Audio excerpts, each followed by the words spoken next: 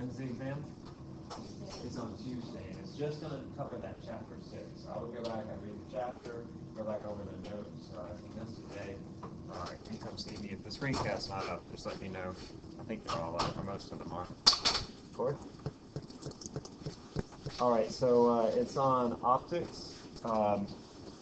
You need to know what an electromagnetic wave is. Sort of summarizing the chapter, the big topics, okay? Electromagnetic wave, it has a certain speed.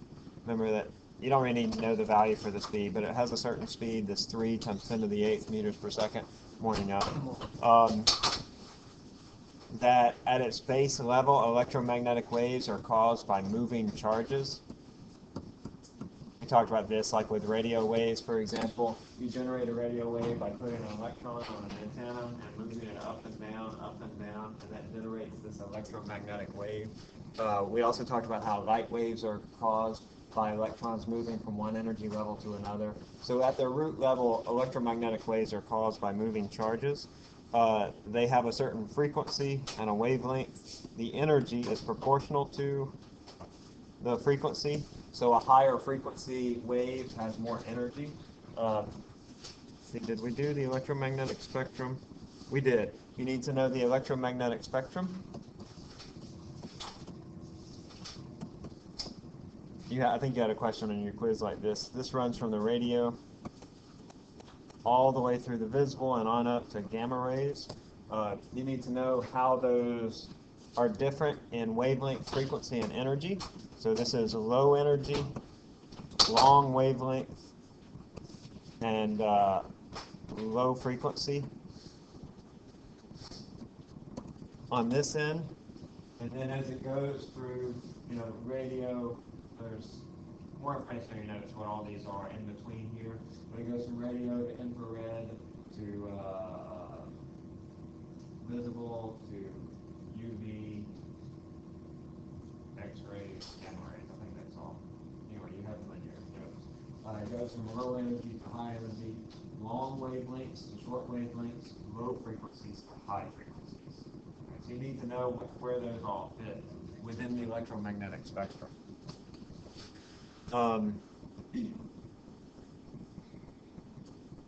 Also need to know the color spectrum, that within here in the visible, we have our color spectrum that Roy G. Biv. Red, orange, yellow, green, blue, and violet.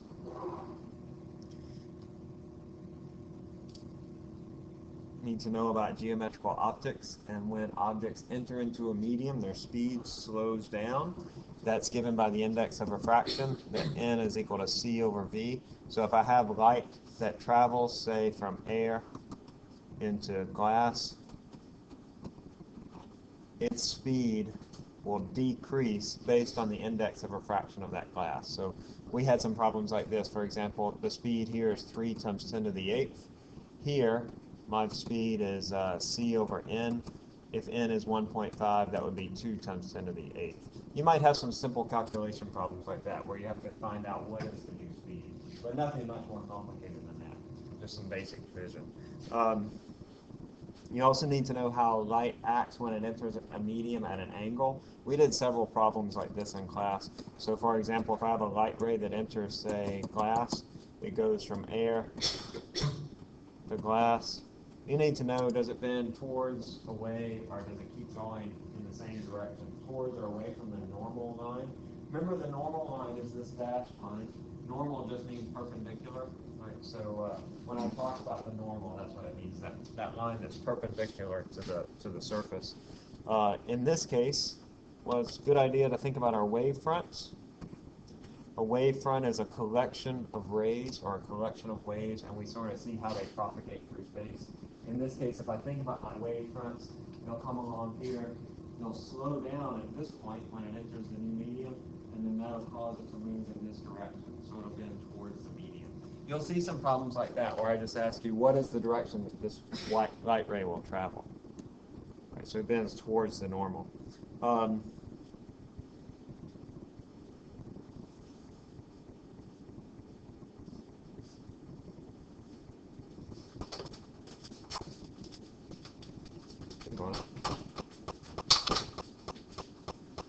We also have refraction by lenses.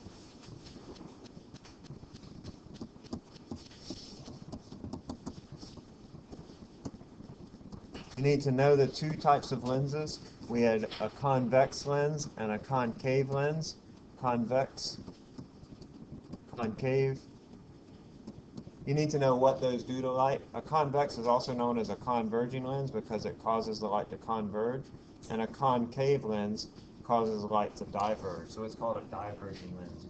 You'll be asked to identify these lenses. You need to know what they do to light, and then also what their shapes are and what their names are. So I think we had a question on the quiz where I showed you a picture of a lens, and you just had to identify what it was. You need to know what the focal point is.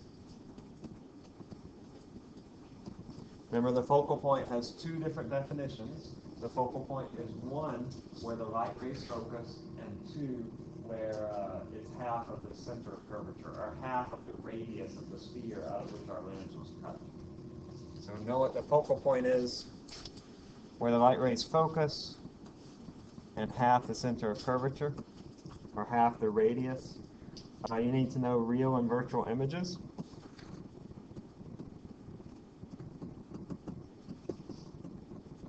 Real images can be projected onto a screen. Virtual images cannot be projected onto a screen. What did we do with that?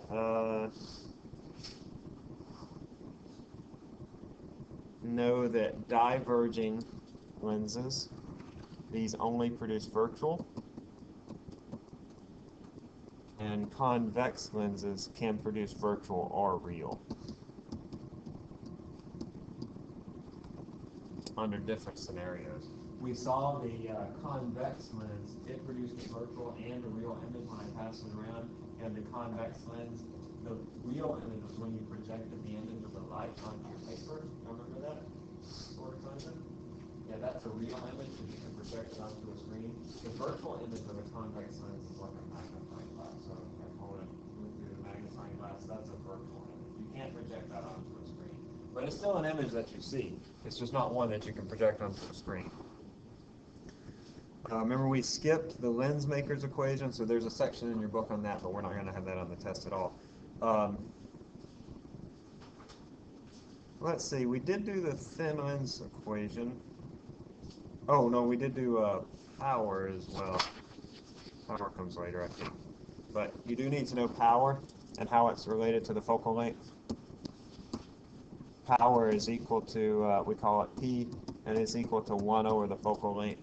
So as a lens with a short focal length, that's like a short, really round lens, has a high power, and a lens with a long focal length, that's a really long, thin lens, has a small power. Power refers to how much the light bends in the lens.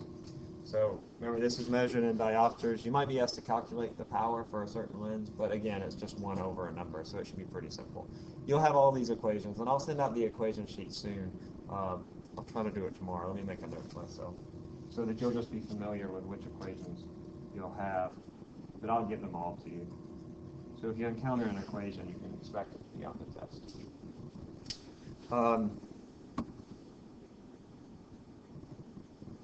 You need to know the thin lens equation. I'll give this equation to you, but it's 1 over F equals 1 over DO plus 1 over DI.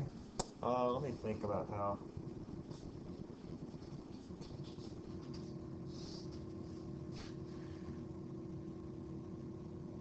Actually, I'm not sure that we're really going to use this at all, the thin lens equation. I don't think it's going to really be that important for us.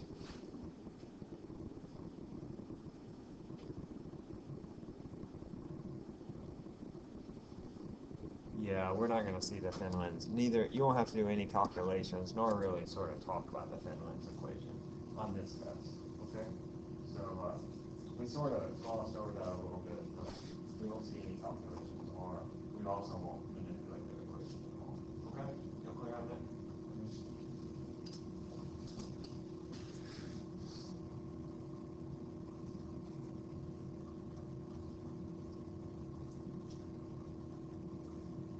All right. You need to know the eye. You're definitely going to have just a picture of the eye on there, and I'm going to ask you a bunch of questions about parts of the eye and what they do. So we went over those different parts of the eye, the retina, the cornea, the lens, the fovea, the optic nerve, all those different parts of the eye and what they do. Did I ever post the image of the eye? If you know, I did on Google, is that right? Yeah, I did do that. So that's a good place. You can Google eye diagram. You'll see all those parts. And I think there might even be an image of the eye in your book, if I'm not mistaken. I could be wrong about that. But okay, yeah. It's still under the message board, so all my emails are still on Moodle, so you can go ahead and check those out. Let me look in your book here. Yeah, there's a picture of your eye. It's not a very detailed picture, but it has sort of the big parts. But it doesn't have, for example, the fovea or the optic nerve or the rods and cones. All those things you'll need to know what they are. They're discussed in your book, they're just not on here. Okay, so all the parts of the eye and what they do.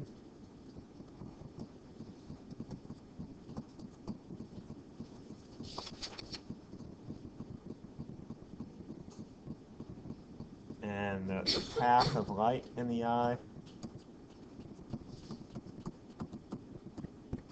There's a section in your book on that, the path of light in the eye. This idea that refraction occurs at the air-cornea interface, and then it's focused onto the retina. So you create this image on the retina in your eye. You need to know the definition of near point and far point. Near point is where the closest you can see, and the far point is the furthest you can see. Know those sort of typical distances. For people, it's about 10 or 20 centimeters for younger people, but as you get older, that near point gets farther and farther away. And for your far point, for everybody, it's basically infinity, right, with healthy vision. Then we also have the vision problems. That's nearsightedness or myopia.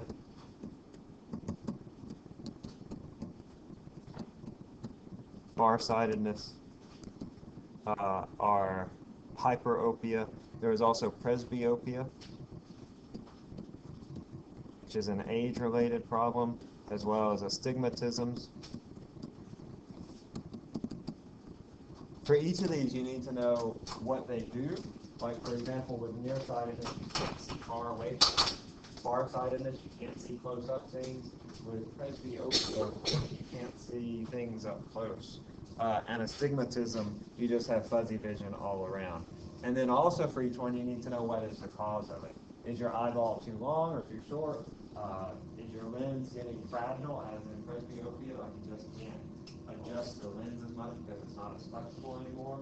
Or with astigmatism, remember that's an oval-shaped lens instead of a spherical-shaped lens. So you have all these different focal points for astigmatism. And then also how they can be corrected, whether you use a convex or a concave lens. Or with astigmatism, you can use a lens, but it's more complicated. Okay, so all those different age problems with vision, and I think that's it. I would certainly read through your book. Okay, I'll focus on stuff that's in the notes, but the book is basically every section. Ready? Seems like an easy test, or no? I can take it right now and see you. Maybe not. Okay. It'll still be the same length. It's only covering one chapter, but it'll still be about 50 questions, 40 to 50 questions. So you'll see a greater depth of questions. Or maybe not a greater depth of questions, but you'll just see. Usually I don't cover every topic, but I'll probably cover every topic. Yeah. All right. Tuesday, correct. Alrighty.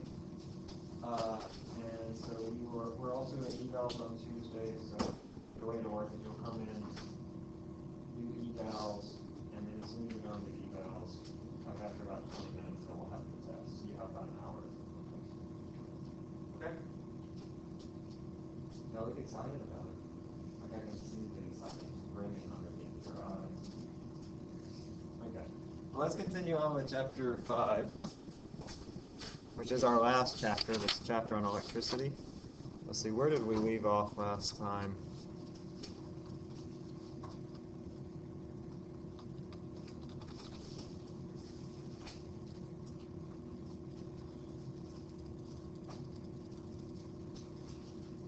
Oh, we're doing Coulomb. Coulomb's law, excuse me. Okay, so we last left off with this law, which is called Coulomb's law. F equals K, Q1, Q2, over the distance between them squared, R squared. I think in your book, I think it calls it D squared, but it's the distance between those two charges.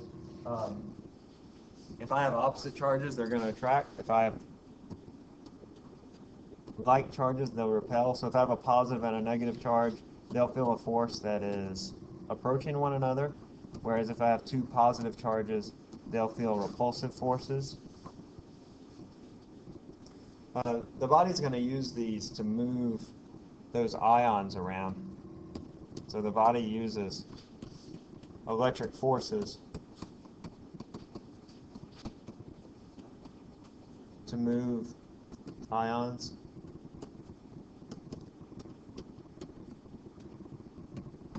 From one place to another. Remember those ions? We had two different names for them, for the positive and negative ions. The cations are positive or negative? Those are positive. And anions are negative. So cations are positive, anions are negative.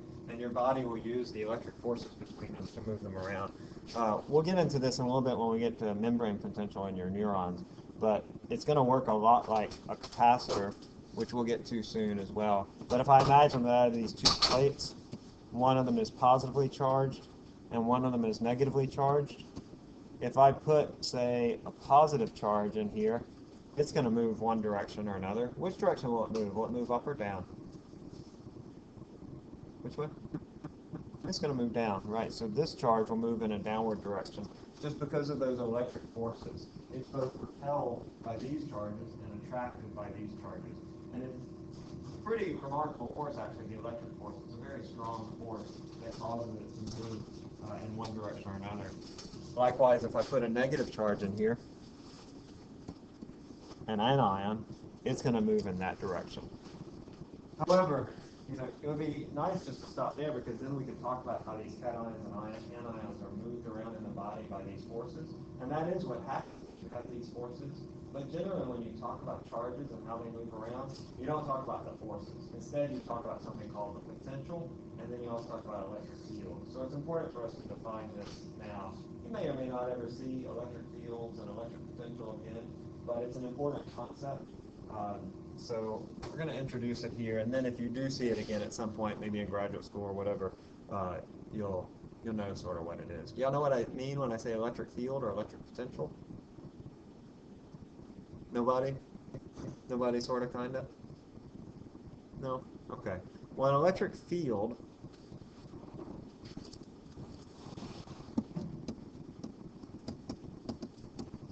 has a big idea. An electric field, or a field in general in physics, when we talk about fields, it is just a force per unit charge. Right, so it's that electric force for a given charge. It's defined as the force for a given charge. So if we imagine that we have these two particles,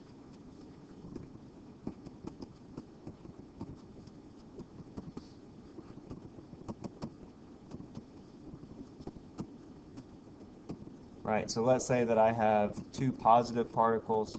They both experience forces. Those forces are opposite because they're like charges. So these two particles experience a force. So if I take away one of these charges, say I take this one away, then the force that's acting on the other particle goes away as well, right? But there's still something there. If I take this away, the force goes away. This force too.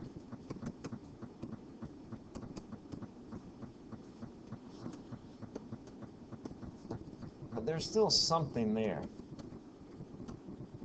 It's not a physical thing, but there's something there that if I put a charge in that location, it will feel a force again. And that's something we're going to call a field. And it describes the area around this lone charge. that will further describe a force that will act upon the charge if you bring it close. All right, so this isn't really a physical thing. When we talk about a field, it's not some physical thing, but it's something that we're going to use to help us describe the force that acts on a charge if you bring it close to another charge. The electric field, again, this big idea is just a force per unit charge. That's its basic definition. It is a force per charge. So if I bring a charge back up near this other charge, if I bring this charge Q, the electric field will tell me then what is the force that's experienced by this charge. And this force will equal then Q times E. Whatever the electric field is at this point, it will be equal to that charge times that electric field. The electric field just describes the force around the particle. So if I have a positive particle, go down from here, I can draw what are called electric field lines. This is my positive particle. My electric field lines look like this, and they describe the direction and the magnitude of the electric field surrounding this positive particle. If the lines are close together, that means that the electric field is bigger. So imagine then, is the electric field bigger here, or is it bigger here? Where is the electric field bigger? Up close or far away? Remember, with the field lines, how close the lines are describes how big the electric field is. So up close is going to be where the electric field is bigger, because the field lines here are closer. But also you can think about, where does, if I were to bring another positive charge in, where would it feel a bigger force? Up close to the charge or far away from the charge? What happens to my force as I move charges together? Does that force get bigger or smaller? It gets bigger. So as I move those charges closer together, the force gets bigger. So if I have a charge over here, it has a relatively small force, but as I move it closer and closer and closer, I get bigger and bigger and bigger in force. All right, so if I put a charge here, it's going to feel a big force, and out here a smaller force. As a result, the electric field is also bigger. Remember, the electric field just describes the what? What does the electric field describe? What is it defined on? Something. No, not it's related to it. The electric field describes the what? Times the force, starts with an F, the force, thank you. So the force is described by the electric field. It's just a construct that we sort of make up to describe a force that a charged particle feels around another charged particle. See where all the confused by electric fields. I want to show you something else. If I have multiple charges, I'll just show you this because it's going to come up a little bit later. Let's say I have a positive and a negative charge. If I were to draw the field lines for this, it would look like this.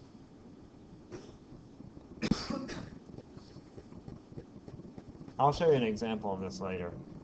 This isn't in your books. You don't really need to write this down, but I just want to show it to you. You sort of get this effect where you have these field lines that come out and then they go into negative charges. If I have multiple charges, positive and negative charges, my field lines will look like that. I just showed it to you because we'll see it a little bit later when we do the pentagram generator. All right. We can do sort of a quick ad hoc derivation. You'll have this equation, but if E is equal to F over Q, and if F is KQQ over D squared divided by Q, then I can cancel out one of these Q's, and it gives me an expression for the electric field, which is just KQ over D squared. So this is different from our force because it only has, if you remember with Coulomb's law of the forces, it had two charges. But notice the electric field is only dependent upon one charge. If there's one charge, there's no force. But there is still a way to describe the force that another charged particle would feel, and that's called the electric field. That's the way that we describe this force. All right, so we have various relationships here. We've done this before, so I'm not going to belabor it too long. But I have this KQ over d squared. So for example, if I double Q, I double E. If I take 1/2 of d here, that's 1/2 squared, I'll take 1/4 of E, right? So if I move twice as far away, my electric field will drop by a factor of 4. And as we've done before on previous steps, I could ask you things like this. As you move further away from a charge, what happens to the electric field? Right? It follows this inverse quadratic relationship, this 1/r² relationship. If I change my charge, what happens to the electric field? Should be prepared for that. Yes, okay with this? We've had those before. We'll run some questions next time regarding this, just sort of for practice. All right, so we have 2 main points. The first point is charges produce electric fields.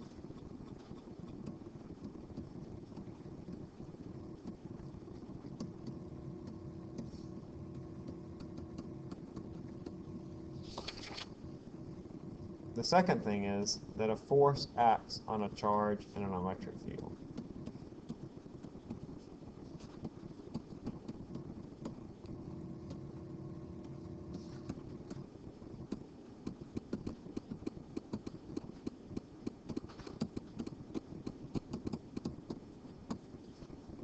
Again, you're probably never going to see electric fields again, but when we're talking about charges in the body, electric fields are an important tool to just talk about them. We already talk about forces. We talk about electric fields, and then more important, we'll talk about electric potential.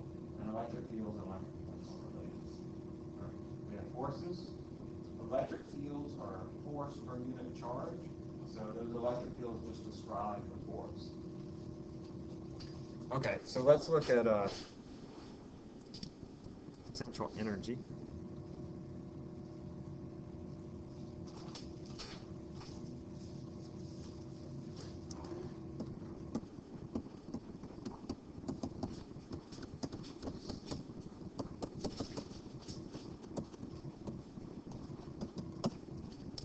Okay, so we remember, let's sort of revisit gravitational potential energy for just a second. So I'm over here on the side, I'm just going to have like a reminiscence. You ready to reminisce a little bit? Think back to like 3 tests ago. All right, we need dreamy music here. Okay, so remember, with our gravitational force, it was equal to m times g. Like that's the weight of an object. Work is equal to force times displacement. And so if we move an object through a distance h, then we can calculate the work, and that's equal to mg times h. And then we call that the gravitational potential. So because of our gravitational force that acts upon us, if we move within that gravitational field, it's the same type of field as the electric field, except now caused by gravity instead of an electric charge. If we move an object by a certain height, h, then it then attains a certain amount of potential energy. And if I drop that object that has that potential energy, that will convert into motion. In a very similar way with electric forces, you can change the energy of those electric charges as they sit inside the electric field. Work is equal to F times D. All right, this is equal to our energy. Remember, U is the symbol that we use for energy, potential energy in particular.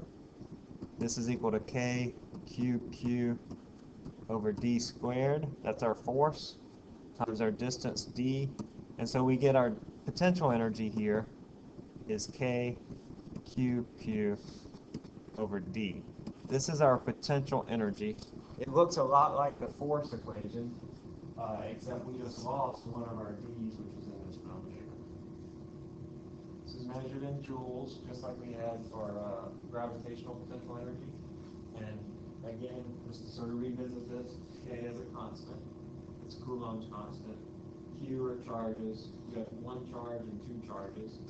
And then your distance is the distance between them. Here, you can't have potential energy with only 1 charge. Because if I have 1 charge sitting out in space, how many forces are acting on it? If I have a charge all by itself, there are no other charges near it. How many forces act on that charge? Right? There's no forces there for it to be a attracted or repelled from or to. So there are no forces acting on it. So it has no energy, none at all, no potential energy, because it has no potential for motion. If there are no forces acting on it, it has no potential for motion. Whereas if I lift this desk, right, there's a lot of potential for motion. If I drop it, it has a lot of potential for motion because there are forces acting upon it. All right, so my potential energy is proportional to two charges because I have to have these forces acting upon it.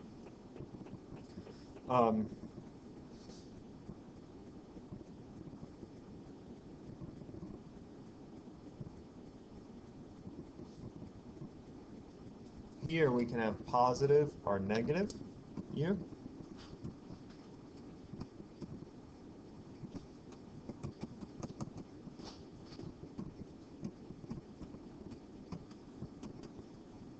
Energy. We can have positive or negative energy. Imagine that if I have two positive charges, are these collection of charges, are they going to have positive or negative energy? I also notice here that I don't have absolute value signs like Q anymore, so now it is proportional to the charge, and it'll be that way, it'll be on your equation sheet. But if I have two charges here, will they have positive or negative energy? Negative. Positive. Very good. They have positive energy. I can see that mathematically just because I have a plus Q and a plus Q, and so this works out to be positive. But I can think about it too, that if I let those things go, they're going to fly away. Okay, so they have positive energy. Now if I have a positive and a negative charge,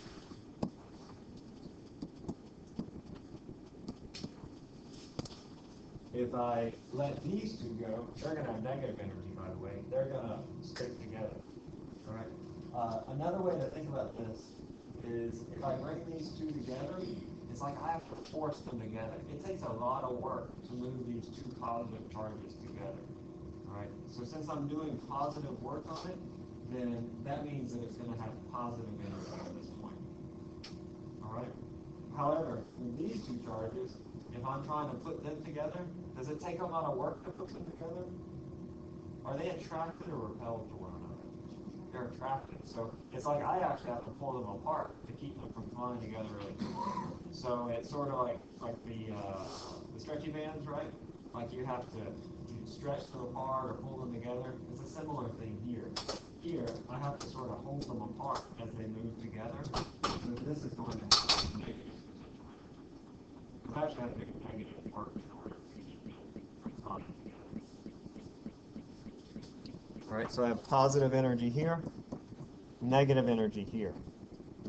All right, now charges move in electric fields.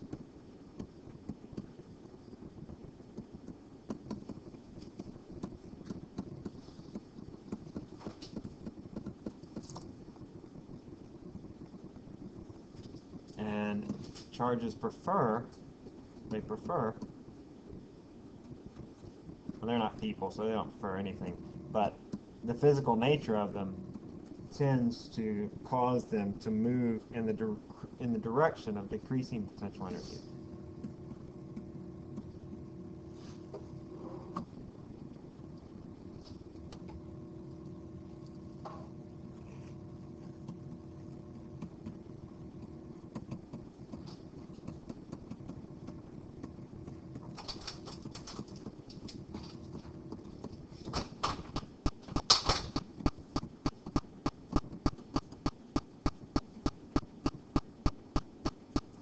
They prefer to move in the direction of decreasing potential energy.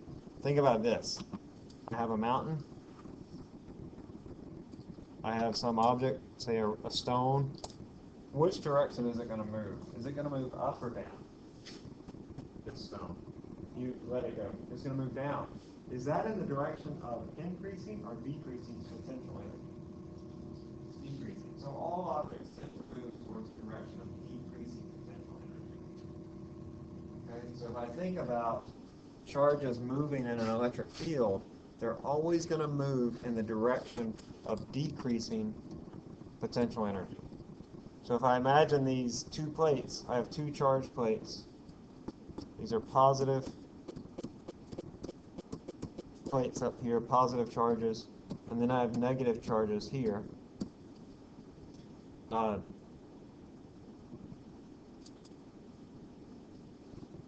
What is the direction of the electric field in this case? If I imagine the electric field in this area, I want to know the direction of the electric field. Is it going to be down or is it going to be up? Is the electric field going to be down or up? And before you answer this, think about this. The electric field is described by the force, or rather the electric field describes the force on a positive particle. So the direction that a positive particle feels, the force that positive particle feels, will be the same direction as the electric field. So is the electric field down or is it up? Let's do this as a quicker question, actually. Let me pull it up.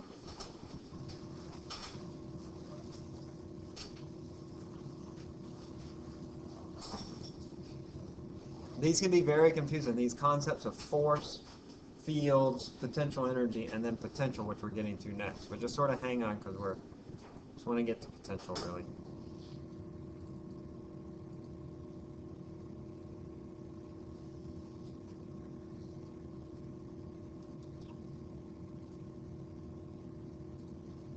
All right, so here is the electric field, E.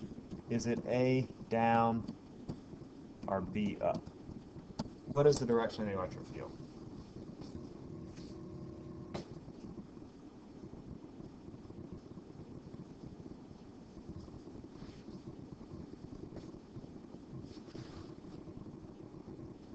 Okay, just a few more seconds. I'll stop at 30.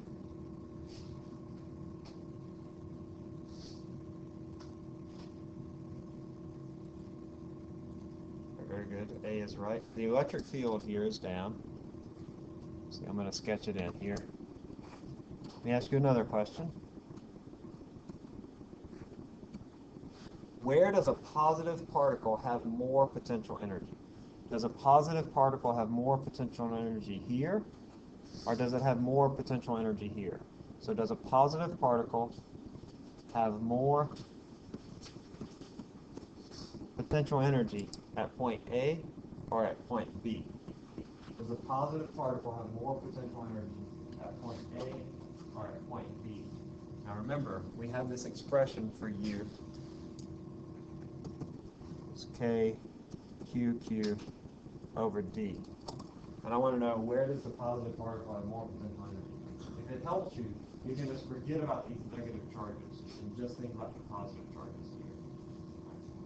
Where does that positive particle have more potential energy? At point A or point D? Or point B, rather. A or B? Remember, this is our U right here, our expression for U.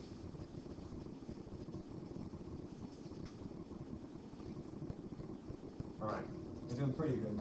But now the differences here, again, if we just forget about these negative charges, they're important, but they're going to have the same effect as the positive charges. So let's just forget about them for now. Point A or point B, what's important here? I have this positive particle Q here and here, and then I have a whole bunch of positive particles Q up here. All right, so Q is going to remain the same for both of them. One of them refers to this charge, or this charge, wherever it happens to be, and then the other refers collectively to these charges. Those things remain constant. The thing that's changing here is D, which is the distance between this charge and these charges. And so I'm asking then, as D changes, that is my potential energy greater when D is small or when D is big? Where does the charge have the larger potential energy? I'm going to stop at 148.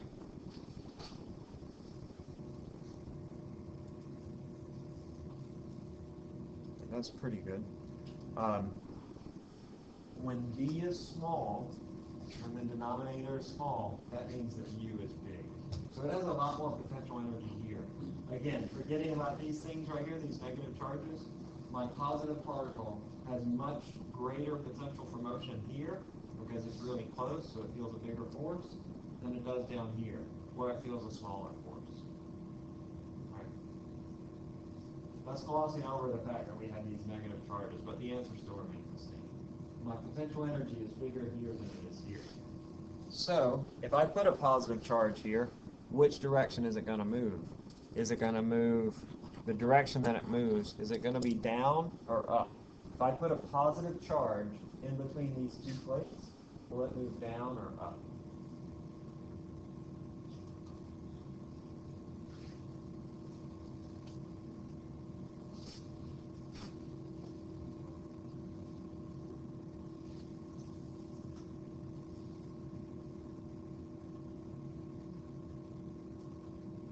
Okay, I'm not sure we understand.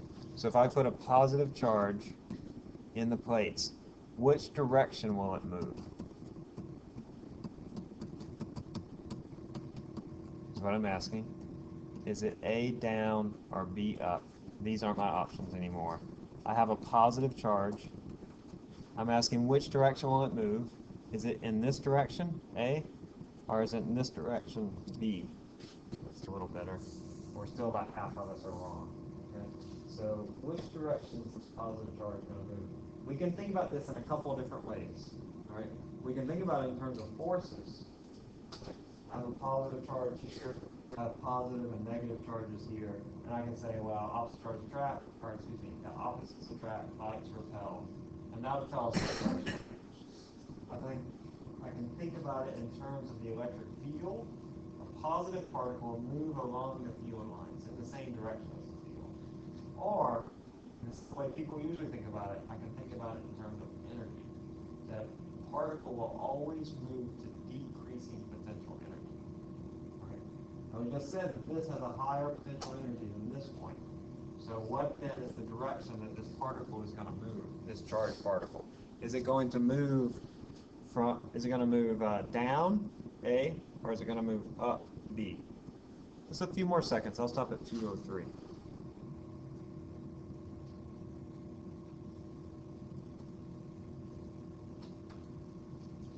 All right. A is the right answer.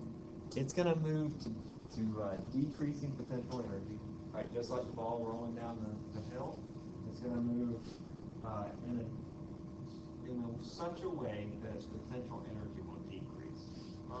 So, okay, if you have a positive and negative charge, as they get close together, the force is greater, but the potential energy is less? Force is greater. What do you mean? Like the electric field is greater when they're close together, but right. the potential energy goes down. Can you repeat what you said? Like, okay, if you have the positive, like the first question with the A and B, if you have a positive and a negative charge, if the closer the positive and negative charge get to each other, the electric field gets stronger? No, that's not true. No. So the electric field, actually the electric field here is the same everywhere. Okay. All right, because I have the same number of positive and negative charges. The electric field is always the same inside this area. I draw that with the field lines. That's why they're all sort of straight and I parallel. might be thinking about like ions or something. Ions, yeah, maybe so. As they get close together, the force gets greater. The force, yeah, as they get close together, the force will get greater. That sort of answer your question? Okay. All right. One more big idea. I know these are kind of confusing. I understand. I would go through and read the chapter if you haven't yet. Hopefully that helps some too. But then next time we can sort of revisit the ideas of force, fields, potential energy, and now the last thing is potential, which is really sort of what we're trying to build to. Because when people talk about charges in the body, they talk about potential. You might have heard about the resting potential of your neurons, right? You might have heard this, the action potential and the resting membrane potential. And we talk about this in terms of potential. So all of this sort of leads up to that, the concept of potential.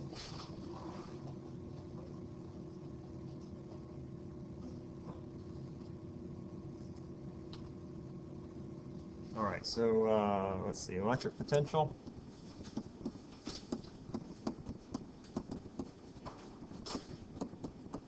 Big idea here is that electric potential is a measure of energy per charge.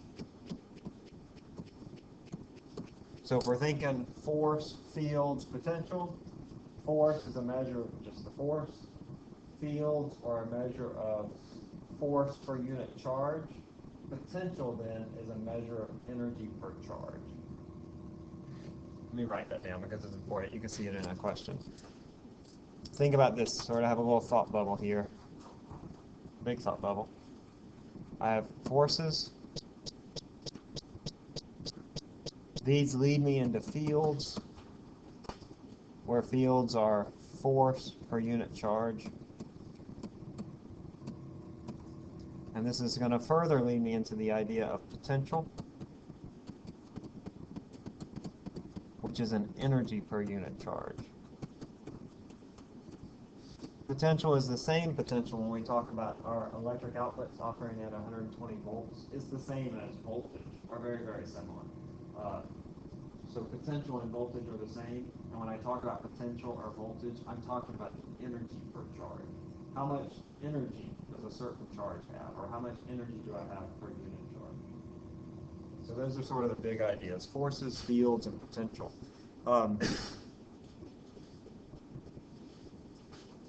This is defined as potential, we call it V, and it's defined as our energy per unit charge.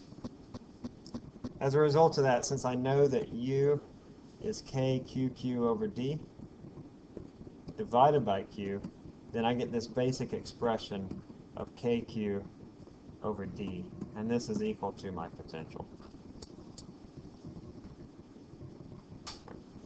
It's measured in volts. I'll show you what this means in just a second. It's measured in volts. 1 volt is equal to just 1 V, like we capitalize it, or that's the abbreviation of V, which you've probably seen before on your electrical devices or whatever, or heard voltage, volts, all that jazz. All right, now, can I go down from here? I got this. All right, I have a positive charge. Remember, V is KQ over D. First of all, if I have a positive charge, the potential at any point is a positive value. Right? It's a positive value because Q is positive. And if Q is positive, I have a positive potential surrounding this area. All right, so I have a positive potential there. Also, as D increases, as D goes up, the potential goes down. So if I have this positive charge sitting out in space, if I move really far away from it, it's not going to have much energy per charge. Like out in this area, there is no voltage because it's too far away. So as V increases, V goes down.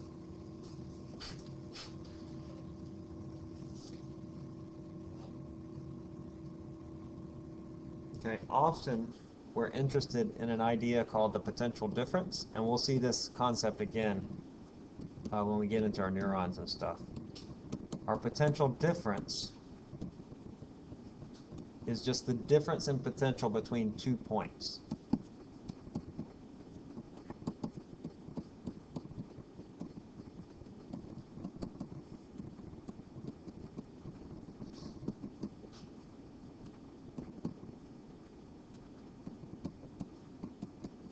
All right, so let's say, for example, around this positive charge, I have 2 points.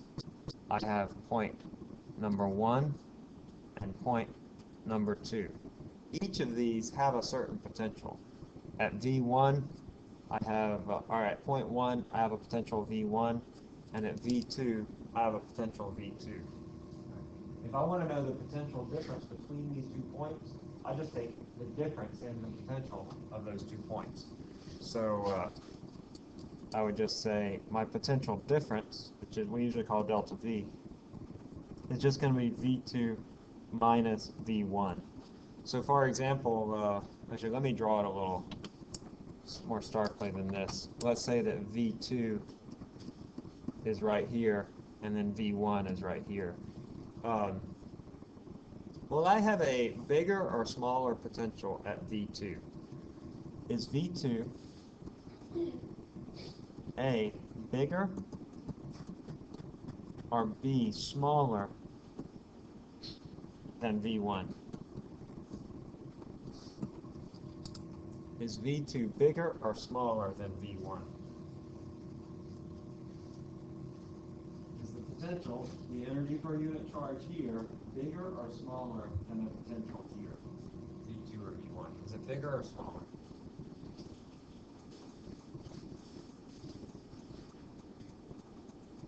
Okay, looking really good. A couple of you still don't have it, but most of you have it right. Ask your neighbor if you want.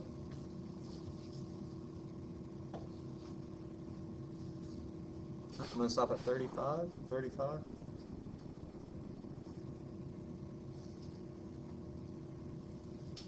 right, good. V2 is bigger. Why is V2 bigger than V1? It's closer, right. So I can think of a lot of different things like this. I can think it's closer, so I just think about the potential. If D is small, V is big. And that might have been what most of you thought. I can think also that the force here is bigger, so it has a greater amount of energy per charge. I can think too about the potential energy. The potential energy here is greater, so it has a larger energy per unit charge. Or I can think also about the forces, that if I'm up closer to this charge, I'm going to have a much bigger force. And so if I have a bigger force, I have a greater potential for motion, I have more potential energy, so I also have more potential. Right? I have more energy per charge. So A is the right answer. So let's say, for example, I just give some numbers here. I have 12 volts here and 8 volts here. So the potential difference here would be 12 minus 8, which would equal to 4 volts. All right. If it was the opposite way around, like let's say this V2 was 8 volts and V1 was 12 volts, then I would get actually a negative potential. And we'll see where we can have negative potential. But it's really just a matter of you're looking at the difference in potential between 2 points, and so it can be positive or negative, or it can even be 0. All right? This is a tough chapter. Right? These are some very difficult concepts to think about, and you've probably never seen them before. Is that right? Have you seen fields, forces, and voltages before? Probably not. You may not ever see it again, frankly, but that's okay, because we're going to try to muddle through it, okay? I would go and try to read the chapter in the next couple of days, if you haven't yet. All right, so that we'll sort of recap some of these ideas in the next time we come together. But I would certainly read the chapter. Besides, we have our exam, or excuse me, our quiz coming up on the 28th, right? Is that right? Which seems far away, but it's not really that far. It's a week. All right.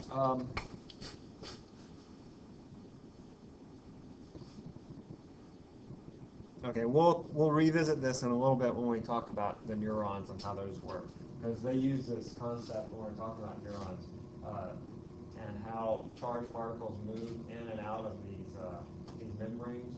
Use this concept of potential. I want to show you something here. It's kind of cool. This is a Van de Graaff generator.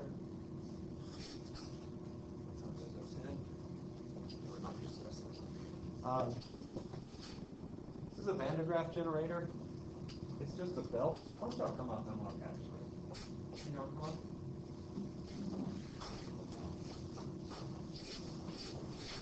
It's pretty cool. Most people don't get to see these very often. This is just you can see up in here. There's a belt here that turns, and down inside this case, there's a brush that this belt touches against. Can y'all see? Closely, please. This belt will move up and down, and it goes against the brush. And just like me sort of rubbing my feet on the carpet,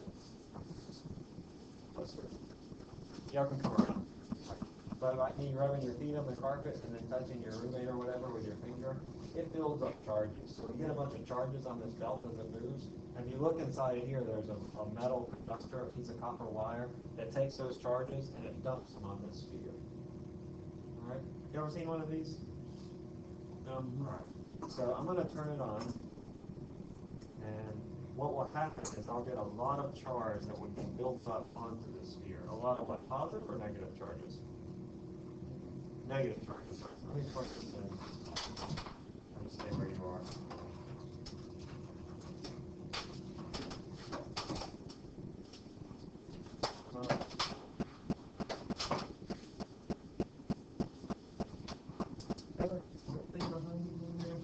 Metal stamp. Yeah, can you bring that over, please?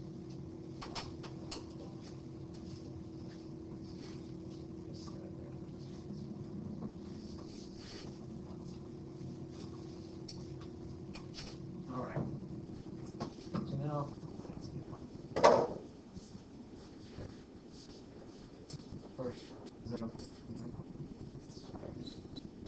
show you something first.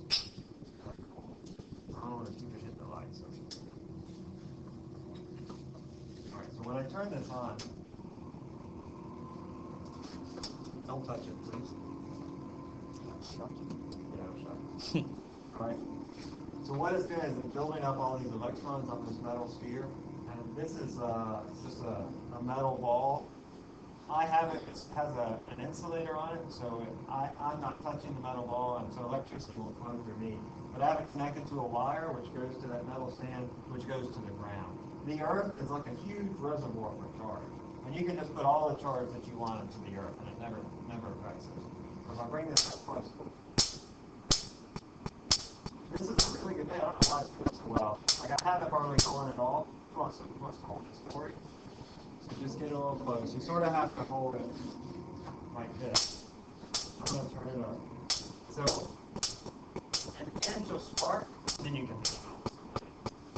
An inch of spark is about 50,000 volts. So that was about 2 inches. So we're talking about 200,000 or about 100,000 volts. I'm going to turn it up a little bit. You feel it pulling on you?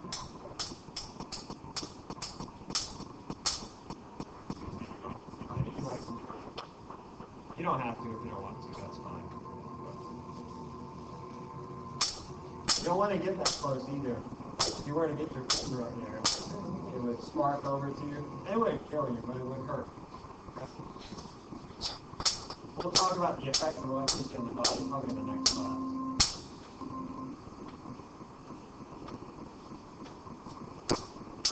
So what we have electrons that are jumping from the sphere onto the little sphere, from the big sphere onto the little sphere.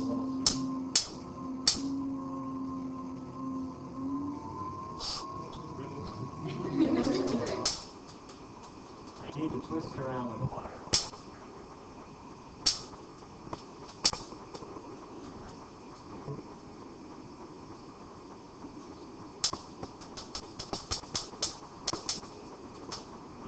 Spark. Hold the wire away.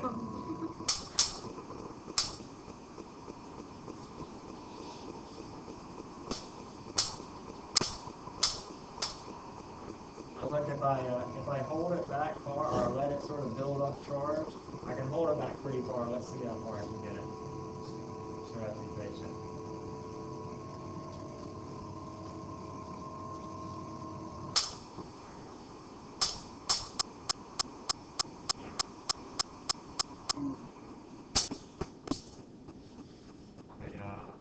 Wrong answer?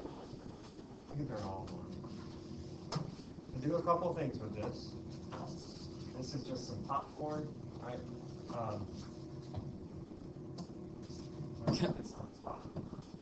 What happens is when this thing starts getting charged, the little popcorn bubbles in there, they'll get charged too, and then they'll come flying out. But if you watch, they'll follow the electric field lines. Remember that picture that I drew, the positive and negative, and how you have these electric field lines that come out and go around? They're going to follow along those electric field lines, because once they become charged, they'll feel this electric force, and then they'll travel along the electric field lines.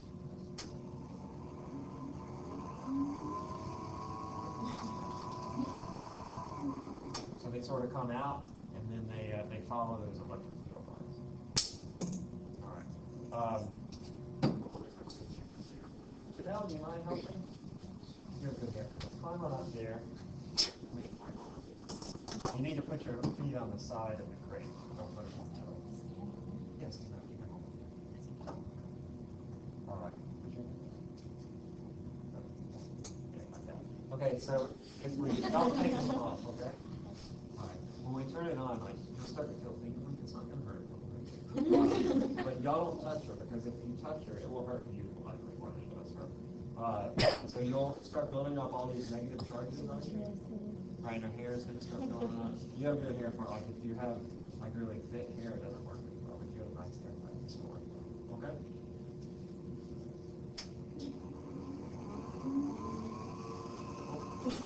How's it feel? Tickle a little bit, yeah. You can throw it back.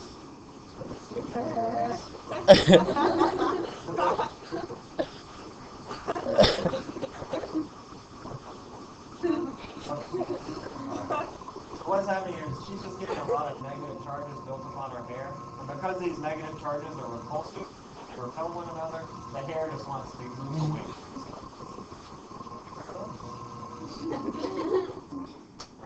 You can take your hands off, but listen, when you go down, it's not going to go down until you touch it. When she puts her foot on the ground, you feel anything on your foot when you went down? Okay, people sort of feel like tingling. Does anybody else want to try it?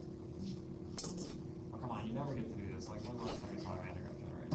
Come on, you don't have to have long hair. So one of the guys wants to do it, that's fine. Okay, it feels kind of cool. Just stand on the edge. Stand in the middle of the brush.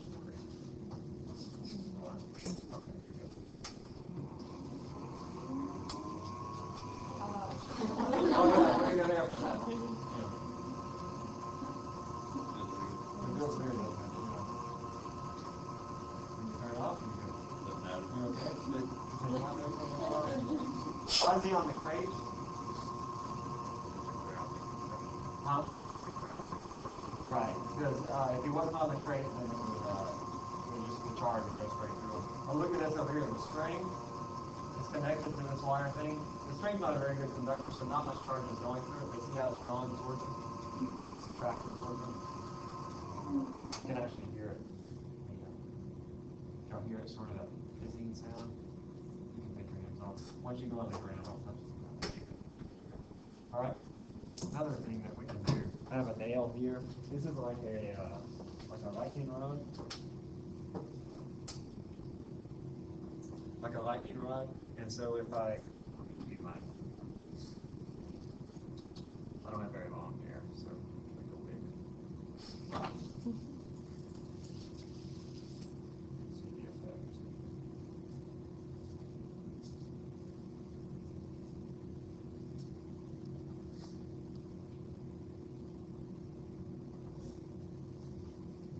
I thought my wife was going to grow my hair.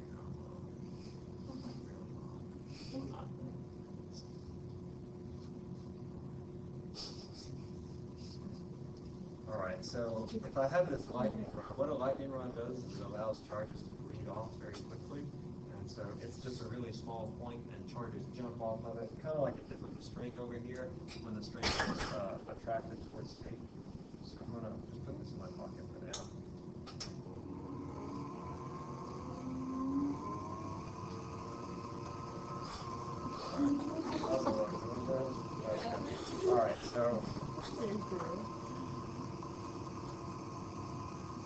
Alright, so I have this lightning rod. Watch when I hold it out, see how my hair goes down? That's because charges are actually leaking off into the air around the metal nail.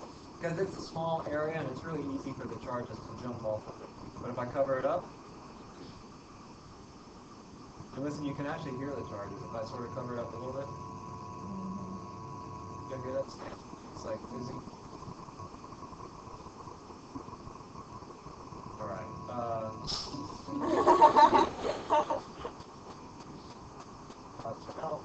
Don't touch it.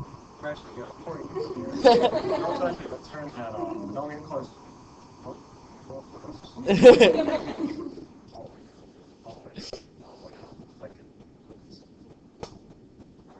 So now if I step on the ground, everything goes. Alright. I think that's all. Oh, there's one other thing I want to show you.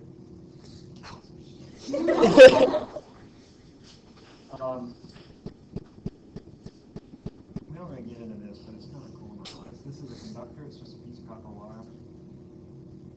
In fact, this came out of our house. So this is like the wire that you have in your house. It carries electricity through your house. And if I turn this on, what do you think happens to the charges inside the wire? Well, first of all,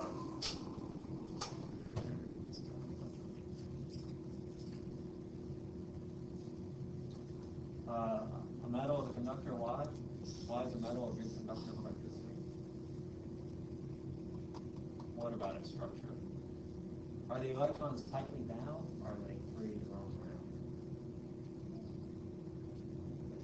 Free to roam around. Right. The electrons are free to roam around. They have conduction electrons, so they're able to move around a lot.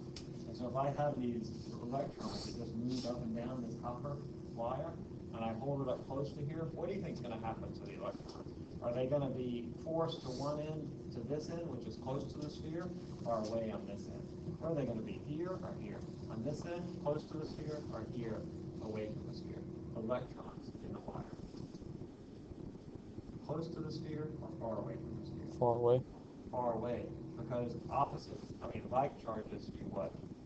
Repel. So I have a bunch of negative charges over here. All the negative charges that are on this wire are going to rush down to the end. So what's going to happen then is I'm going to have one end that'll be negative and one end that'll be positive. And so this end will always face towards the thing. Let's see if I can make this work.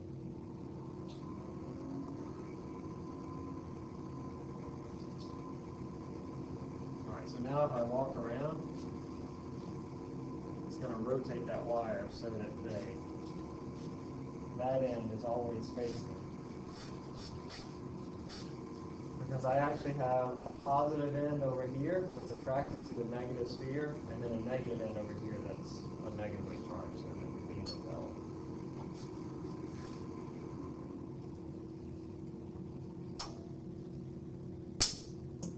Okay? I think that's all. Alright. Sort of wrap up. Let's see.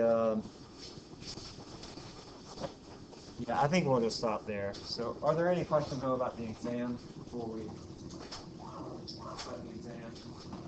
I know it's read that chapter. All right. Next time we'll pick up with capacitance. This week.